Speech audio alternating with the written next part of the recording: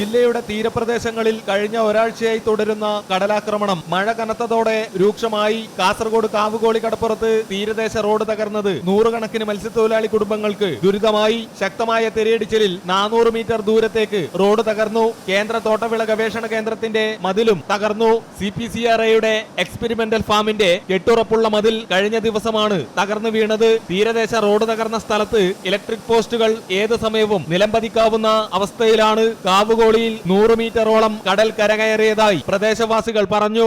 തീരദേശ റോഡ് ഒരു 400 മീറ്റർ അത്ര റോഡ് പോയി. ഈ പാവപ്പെട്ട മത്സ്യത്തൊഴിലാളികൾക്ക് വേറെ ആസ്പത്രി പോകാനോ മറ്റുള്ള ഗ്യാസ് കൊണ്ടുവരാനോ ഉള്ള വ്യവസ്ഥകളൊന്നും ഇപ്പോൾ ഇല്ല.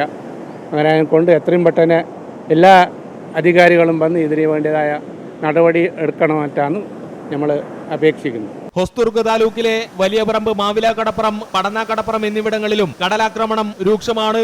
ഈ പ്രദേശങ്ങളിൽ കഴിഞ്ഞ 3 ദിവസത്തിനിടയിൽ 50-ൽ പരം തെങ്ങുകൾ കടപുഴകി വീണു. അമൃത ന്യൂസ്, കാസർഗോഡ്.